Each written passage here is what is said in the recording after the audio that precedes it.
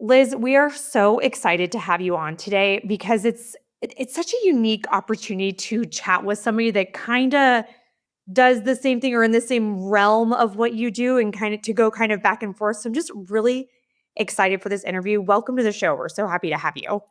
Thank you. I'm very excited to be here.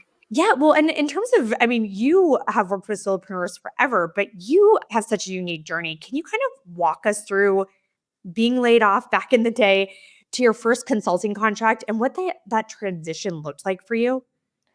Yeah, I fell into being a solopreneur before the word was ever even imagined or invented. That was over 20 years ago, back in 2004. I got laid off from my corporate job, and prior to that job, I had worked in consulting for a big global firm, and I had kept in touch with people. And I reached out to a former client and I said, "Hey, I just got laid off. Do you have any projects you need help with?" And he said, "Are you kidding? How soon can you get here?" So I literally fell into it. I had my first contract the following week. I didn't even have a laptop yet. And that first year, that project was about 9 months long. I made more money, worked fewer hours, didn't have to deal with any big firm BS, and had more quality time with my kid. And I said, "This is it. I'm never going back to a real full-time job." So I literally fell into it and made a ton of mistakes over the next 20 years. I ended up launching 2 other businesses, writing a book. So it has not been the traditional corporate ladder, but it's been quite the zigzag of experiences. And now I get my joy from coaching others to live the career of their dreams as solopreneurs. Can I ask a question on that? Yes. So when you got that first contract within a week of being laid off, and then you went in and you worked for 9 months, when that wrapped up, did you get right into something else, or did you wake up and go, uh-oh? Joe, you just prompted my first mistake I learned when I was a solopreneur. You're not alone. I was flat-footed. I had nothing else lined up. I knew I didn't want to go back to a full-time job, but the type of work I did was full-time project-intensive work, and I was so busy delivering the work, I hadn't done anything related to what comes next. I was flat-footed at the starting line. Like the gun had gone off, and I'm still standing there like a deer in the headlights. I went around and I talked to some boutique consulting agencies. At the time I was living in San Francisco. So I talked to a few of them in the Bay Area and I said, "This is my area of specialty. And, how do you work? And do you think you could place me?" And one lady told me that, "Yes, we have lots of projects in your wheelhouse." And I said, "Well, how does the billing work?" She says, "Well, we invoice the client and we pay you 65% of whatever we bill you out of the client." And I said, "Oh, okay." And then I went home and I opened a spreadsheet and I ran the numbers and I realized, holy smokes, they're going to make about $45,000 by introducing me to a client. I'm not willing to give up $45,000. I'll find my own work. And so I contacted her the next day, turned that down and said, "This is it. I got to find my own work." And I just started hustling. So don't do what I did. Don't get caught flat-footed. From that point on, actually, my mantra was to keep my network warm, always be networking. No matter how busy I would get on a project or delivering the work, my mantra was one person in person once a week. Could be someone new, could be someone I hadn't talked to in 5 years. It could be just walking down to the sandwich shop to bring lunch back to our desk. Could have been with a client, could have been somebody from the systems integrator company, but one person in person once a week to develop relationships, strengthen relationships, and keep that network warm. Yeah, you're in the Bay Area, so you could do that in-person thing. Now, not so much, right? I've since moved to Nevada. Oh, yeah. There you One go. of those California refugees.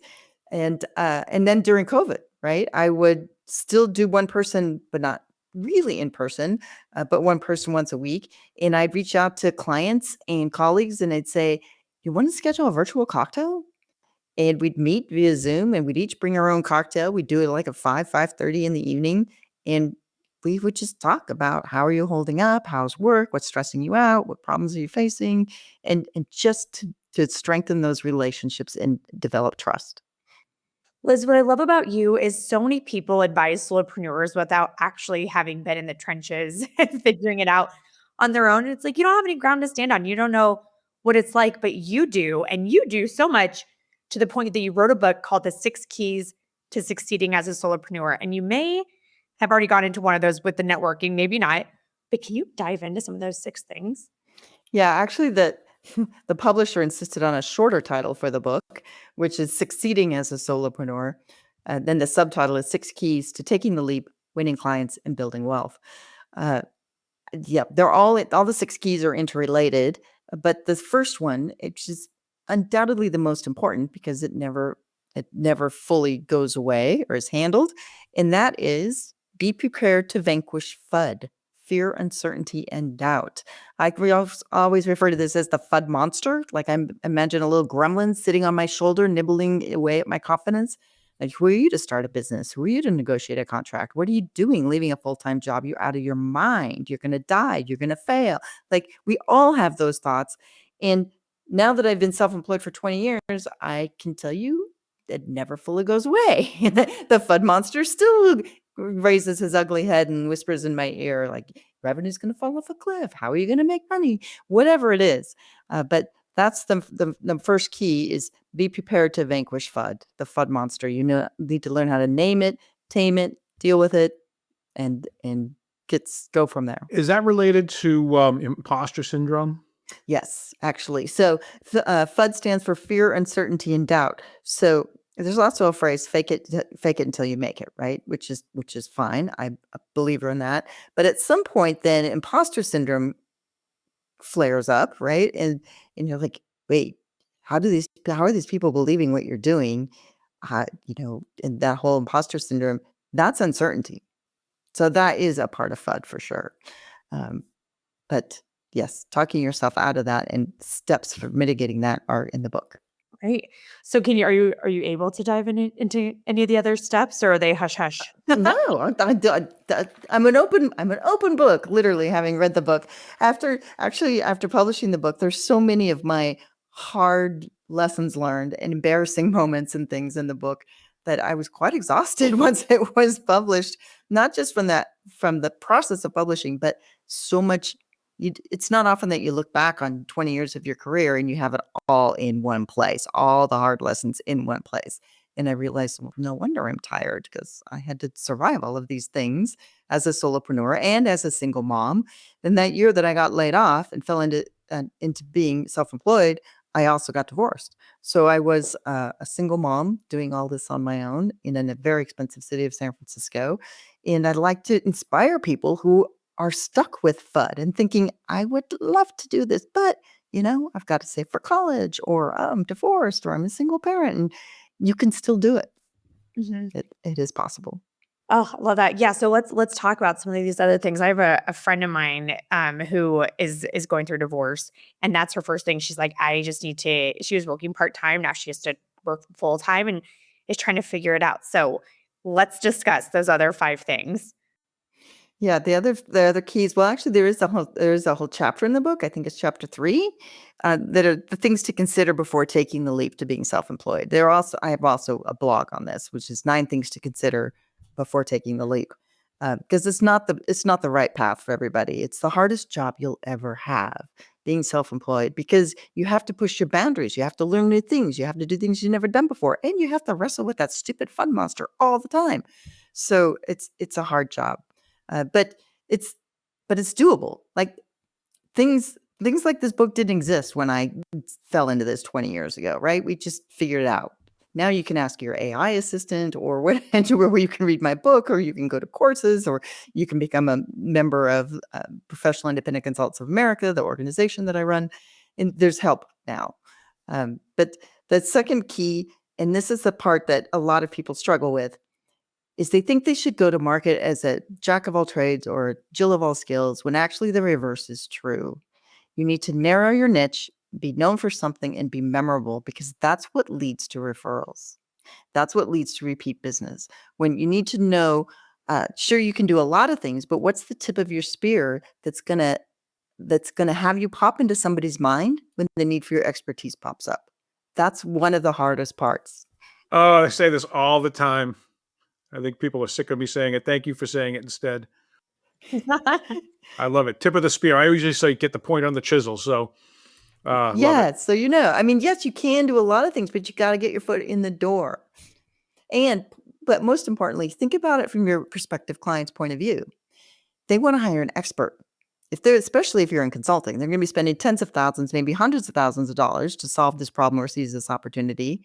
They don't want to hire somebody who may have done it before or has done it once or twice. They want the expert, especially when they're spending that kind of money. Yeah, I'm an accountant, but I also can do plumbing, and I'll walk your dog. Right, exactly. Well, so once you find that niche and what you're going to do, what's next? Where are some other pieces of advice? Well, we already talked a little bit about you have to constantly grow and nourish your network, because most solopreneurs get their work through referrals. And at some point, your inner circle knows you and knows of you, and you're present in their world, and they'll refer you. But at some point, that's not enough, right? You need to expand your network.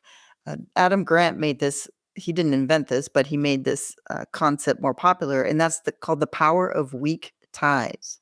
At some point, you saturate your core network, and you need to establish new ties or weak ties, and that often leads to new referrals and new business. So you need to constantly grow and expand your network. I talk about it in the book a little bit like being Johnny Appleseed, who is, the story goes, he was spreading apple seeds, and some of them grew into orchards, and some of them didn't produce anything. But in reality, you need to do the same thing when you're self-employed. You never know where your work's going to come from. I was talking to one woman. She was a member of the organization PICA, and she said, I end up finding a lot of work through my kids' birthday parties. Because, you take your kid to the party, you're standing around like the kid's doing whatever they're doing, and you're chatting with the other parents. She said, I've gotten 2 or 3 clients that way. So you just never know. I also always carry a hard copy business card. And, I'm a big snow skier. I'm on the chairlift. And somebody says, oh, what do you do? I'm like, oh, well, I just published a book on how to succeed as a solopreneur. Like, really? I've been wanting to do that. I hand them the business card.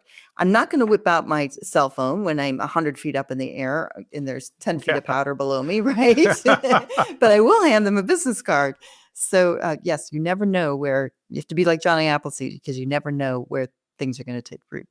Oh, I love that. Any other words of wisdom? I do have a financial independence question for you if you want to dive into that. Oh, yes. Get me started on that. And we will not keep this within the time limit, but go ahead. So you say that there are 4 ways to reach financial independence as a solopreneur. And I'm curious what those are, as well as just if they're specific to solopreneurs or if it's just a general advice for people who are running a business. Well, no, if you're solopreneur or entrepreneur, it's the principles are the same. I believe so strongly that, key number 4, you didn't ask, but key number 4 is to be professional and be set up as a business, not as a freelancer, not as a subcontractor, but find your own work and bill directly. 1099 basis, business to business basis. I feel so strongly about that I've trademarked the phrase, friends don't let friends W-2. If you find your work through a matchmaking platform like Catalant, Graphite, Telmix, or through a boutique agency, they're going to try to pay you on a W-2 basis like a temporary employee. I'm not going to get into legal reasons why they do this. Legally, they don't need to do this in most cases, especially if you have a business license. But in any case, being paid as a 1099 on a business-to-business basis, the key to creating wealth is twofold. Squirrel as much money away as you can towards your retirement, whether that's through a solo 401k or a SEP IRA. And a lot of people miss this other one, a health spending account. You need to have a high deductible insurance plan in order to set up a health spending account, but then you can save an additional, it's almost $5,000 a year now, over $8,000 a year for a family. And that money grows tax-free, and it's not taxed when you use it for health expenses. So that retirement options when you're self-employed are much greater. The limits are like 3 or 4 times higher than your typical 401k. And here's the trick for squirreling that money away. I have no financial discipline whatsoever, despite running 2 businesses and having an MBA and all this other thing. But if I log into my normal bank and I say I have $8,000 in savings, I'll say to my daughter, hey, we've got enough money to go on vacation. Where do you want to go? Even though I know I've got quarterly taxes or whatever. So The first time I was caught short for quarterly taxes, again, learn from my mistakes, don't do this. I think I needed to come up with like $10,000, $12,000 and I didn't have it. And of course, I freaked out because interest and penalties, you don't want to go down that rabbit hole. I think I borrowed the money from my brother, but I said from then on, I'm never going to get caught short again.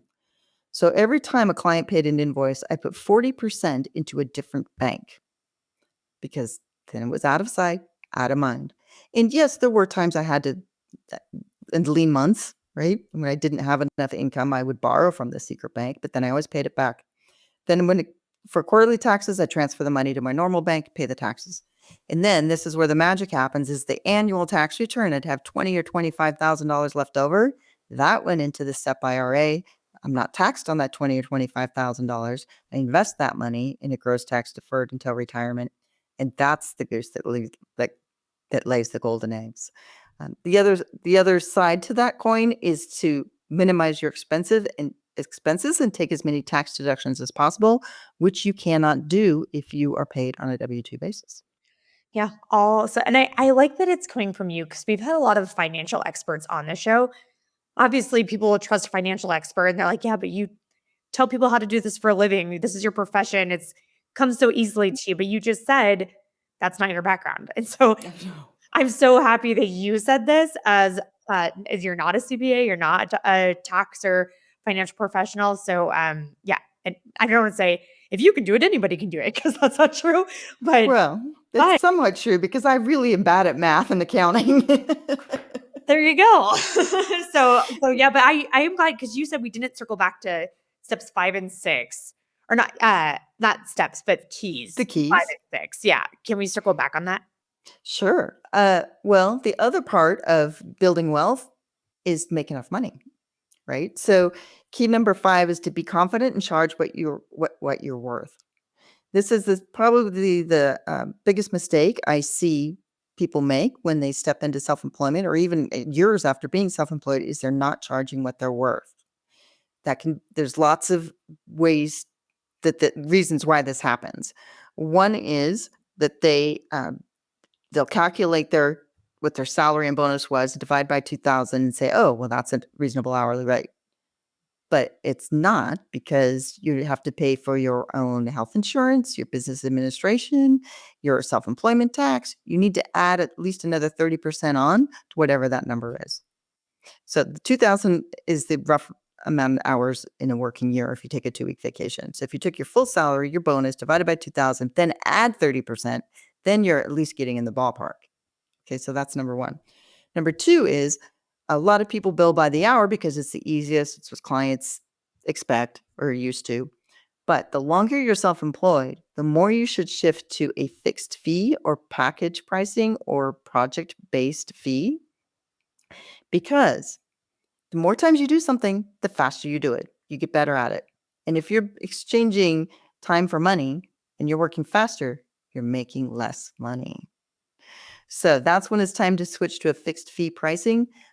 But that's not always the best advice if what you do is not in your hands to control. So let me explain. I used to do change management strategy and implementation programs for big, hairy tech projects on a global basis for global companies. I had no control over the project timeline. There's always a tech problem or some other thing. I mean, it was always behind schedule. It was out of my control. I would be crazy to charge a fixed fee in that situation because I can't control the timing of the outcome. In those situations, what you might want to consider is hybrid pricing. If there's a piece of the work that you're looking at doing and you can do that as a fixed fee, maybe it's the assessment work or the initial assessment or diagnostic, and say, okay, I can do that in 3 weeks. I'm going to charge $25,000. And then after that, doing the project plan, whatever, I'll do that by the hour or whatever. But you can mix things up. It doesn't have to be just by the hour or just fixed fee. Hybrid pricing is totally reasonable and becoming more common. But when you can switch to a fixed fee in your pricing, you'll make more money. One of the things that I did in my last startup, which is related to this, but I think it was interesting, was that we would actually do an implementation for the customer, And one of the things we would say is, here's the timeline we're agreeing to. And if there's a delay in the timeline, then if you delay your part of it for 3 weeks, that doesn't mean we're getting pushed out 3 weeks, because we might need to do something else with that time and be put on something else. So you're taking a big risk. And it really worked well, because people knew that they could wake up and find out that their 3-week delay cost them 2 months. Yes. Clients don't often understand that there's so many interdependencies, Right. and you can't just sit idly by and not have that time be billable. That you might need to go to another client for sure. And that was the thing. So we would kind of hammer this point home to them before they signed the contract. So nobody could say, well, I didn't get it. It was like, and we'd still get some complaining, but most of the time there weren't delays, which was really interesting, because people just knew, this better be a priority, or somebody's going to get yelled at on their side. Most solopreneurs don't have as much control over what it is they're doing. If you're an executive coach, financial planner, yes, probably so. That's a lot in your control, the timing of things. But even then, like a lot of times, people will do a fixed price. Let's say it's for a one-day offsite. In fact, I represented a client through one of my businesses, and with Nike, and then we put it in as a fixed fee. I don't remember what it was now. Let's say $15,000. Well, Nike rescheduled it twice. And the second time it was being rescheduled, the consultant said to me, I'm beginning to feel like I'm losing money because this is wreaking havoc on my whole book of business that I have to keep rescheduled, because they reschedule after reschedule these other people. And just administratively, it's taking so much time. So you just never know what's going to be in your hands and whatnot. Oh, but the other part about charging what you're worth, 100% confidence. You just have the confidence. You just need to have the confidence to say, my rate is $500 an hour, and that's what clients pay for me, and that's what I'm worth. And I have another story about that, but I put forward four consultants to do some work. The rates ranged from $300 to $800 an hour. Client chose the $800 an hour one. I said, you picked the most expensive one. Are you sure you don't want to go back and look at the others again? They said, nope, absolutely not. We definitely want that. We definitely want that one. And she was just as skilled as the others, right? There was nothing unique about her, but she had the backbone to say, my rate's $800 an hour. It says Joe, something. my rate is $800 an hour. This podcast is over. I'm building that confidence. So, Carly, you did ask me actually what were keys 5 and 6. So 5 was be confident, charge what you're worth, and key number 6 is pay less tax and keep more of what you earn. And we already did talk about that a little bit. Mm-hmm. Yeah. No, I that's all wonderful advice, Joe. I will not charge you $800 an hour yet, but I will build the confidence to get to that point. Well, Liz, I just think this is just such valuable information. For the people that are thinking about leaving corporate America, that are listening to this podcast and they haven't made that leap yet, if they think they're going to get laid off, but maybe they're going to do it intentionally, what piece of advice do you have for them? The one big piece of advice you would give them before jumping ship? Read the blog article, 9 things to consider before becoming a solopreneur. Because that's really my one piece of advice leads to 9 other pieces of advice. Yeah, no, is there one thing on there that one of the 9 that you can give a little nugget for right now? Yeah, it would be to evaluate your mental outlook. It takes an enormous amount of confidence to strike out on your own. Sure, the FUD monster, your fear, uncertainty, and doubt is going to come up and nibble away at you and tell you all the reasons why you shouldn't do it. But if you're smart enough to get the answers or to get the help you need, you're probably smart enough to make the leap and do it. Mm-hmm. Oh, nope. That is such great wisdom. And we will include a link to that blog post in our show notes. But then my other question that I wanted to end with before we get into our quote about success is, what advice do you have for people to not only run a successful business, but one that they actually enjoy running? Yes, that's the constant battle, because it always shifts over time. So I've been self-employed 20 years. First, I was just doing the independent consulting work. Then I started my first business while I was still also doing consulting work. Then I stopped doing consulting, was just running the business. And then I started the Professional Independent Consultants of America. And then I wrote the book. I mean, it's always shifting.